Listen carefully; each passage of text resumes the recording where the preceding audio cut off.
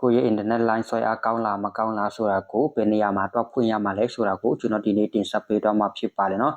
ကျွန်တော်ပြထားတဲ့ဒီလိုမျိုးပေါ့နော်ကိုက internet line ဖွင့်တဲ့အချိန်ပေါ့နော်ကိုရဲ့ MB ကိုဘယ်လောက်ရှိတာလဲဆိုတာကိုကိုရဲ့ line ကဆွဲအားကောင်းလားမကောင်းလားဆိုတာကိုတိလွယ်အောင်ပေါ့နော်ဒီမှာတော့ကျွန်တော်ပြထားတဲ့အပေါ်မှာပေါ့နော်ကိုရဲ့ internet line ဘယ်လောက်ရှိတာလဲဆိုတာကိုပြပေးအောင်ပေါ့နော်ဘယ်နေရာမှာတော့ဖွင့်ရမှာလဲဆိုတာကို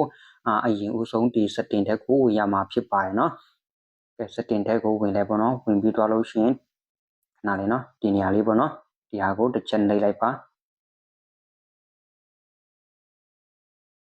ဒီနေပြီးတော့လို့ရှိရင်အောက်ကိုနဲ့ဆွဲလိုက်ပါနော်ဒီမှာနော်ဒီအောက်ချောင်းဟာပါနော်ဒီအောက်ချောင်းဟာကိုတစ်ချက်နှိပ်လိုက်ပါ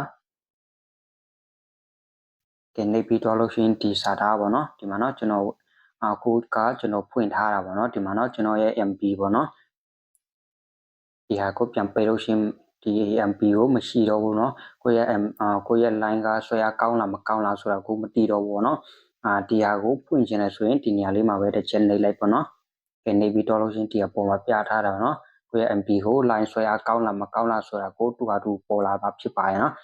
ကိုက internet line တုံးတဲ့အချိန်မှာเนาะဖွင့်ထားမယ်ဆိုရင်ဒီအပေါ်မှာပေါ့เนาะ